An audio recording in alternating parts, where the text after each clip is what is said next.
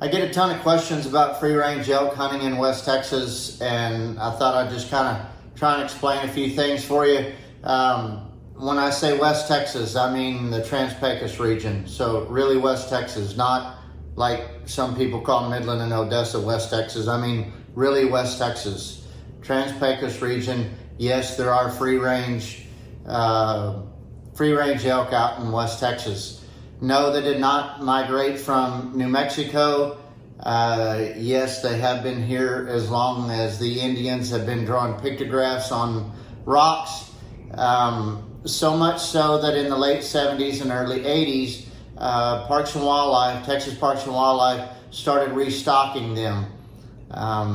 Their policy changed in the late 80s and early 90s, and then sometime in that period, and I don't know the exact time, they were classified as non-native, and now they're non-native invasive species. So I don't know what changed, probably just politics, but yes, there have been free-range elk in West Texas for hundreds of years.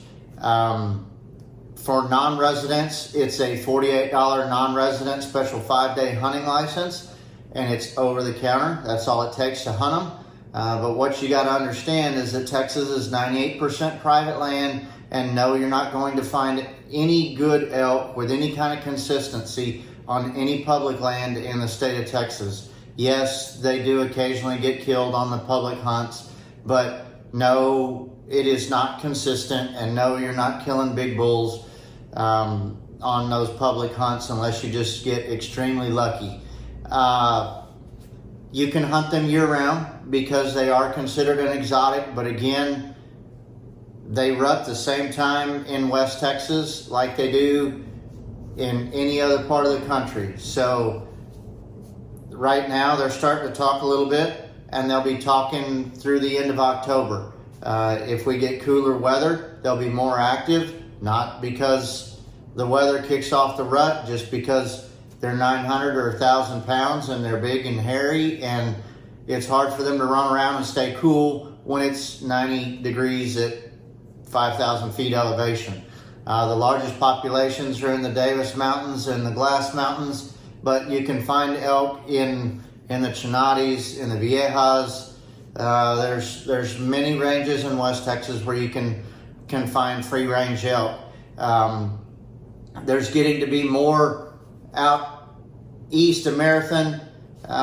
There was a big ranch out there that had a bunch of elk, and there was a fire, or what I hear, there was a fire. Something happened to their fences, and maybe the fire burned their fences, something like that, and then a bunch of elk escaped. No, the elk in West Texas do not qualify for Boone and Crockett or Pope and Young.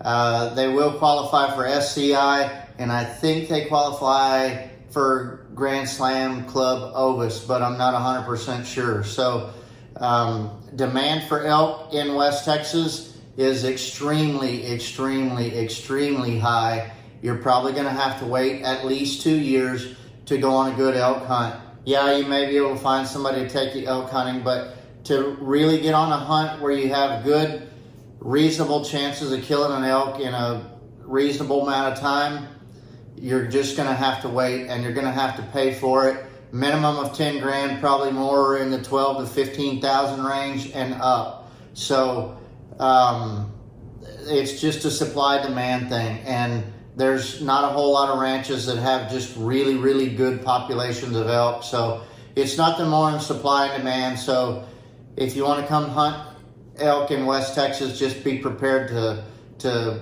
pay for it. There are some elk up around Van Horn and El Paso as well. So they're kind of scattered around West Texas. But yes, you can kill great elk in West Texas. I know of several bulls over 400 inches that have been killed. So I hope that helps answer some questions. If y'all have any more questions, or if I can help with anything else, just let me know. Take care. Adios.